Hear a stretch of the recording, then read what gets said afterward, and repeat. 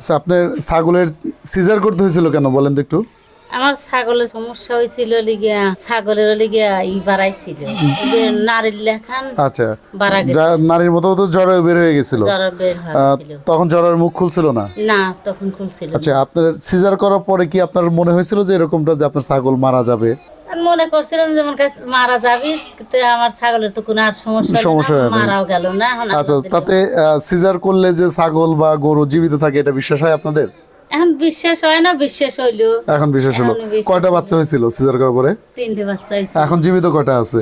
এখন 2টি বাচ্চা জীবিত কোন আছে। দুটি বাচ্চা দেখেন তো একটু, আমাদের কোলে নেন, বাচ্চাটা কোলে নেন। আসসালামু আলাইকুম।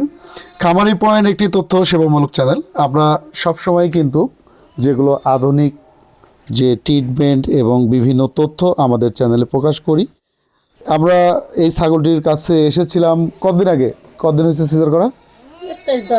10-12 দিন আগে আমরা কিন্তু এই ছাগলটিকে এসে যে অবস্থায় পেয়েছিলাম সেটি হচ্ছে যে এর জরায়ুটা বের হয়ে গিয়েছিল তার ভ্যাজাইনা দিয়ে। কোনো ক্রমেই কিন্তু ওই ছাগলটির সার্ভিক্স ওপেন হয়নি, যে কারণে আমাদের সিদ্ধান্ত নিতে হয়েছিল যে এটাকে সিজার করতে হবে, এবং আমরা ইমিডিয়েটলি সেটাকে সিজার করি। আসলে আমাদের ভিতরে কিন্তু অনেক ভ্রান্ত ধারণা থাকে যে সিজার করলে প্রাণী মারা যায় বা ক্ষতি হয়।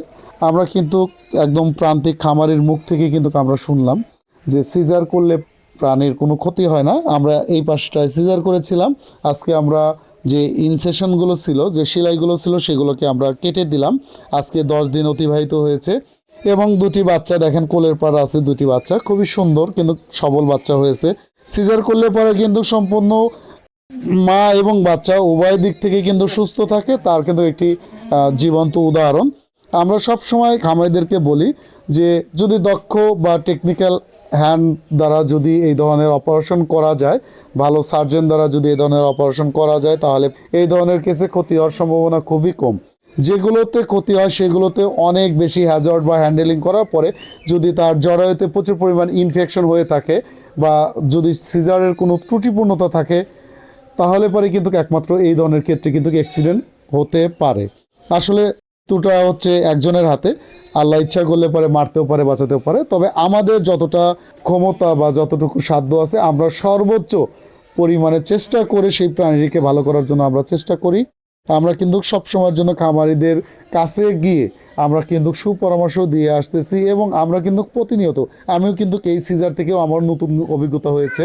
আমি কিন্তু অনেক সিজার করেছি, আমাদের সিজারের সাকসেস রেট কিন্তু অনেক বেশি। আমরা যতগুলোই সিজার করেছি তার 90% কিন্তু আমরা সাকসেস। এই ছাগলটিতেও সিজার করার পরে আমার নতুন একটি অভিজ্ঞতা হয়েছে।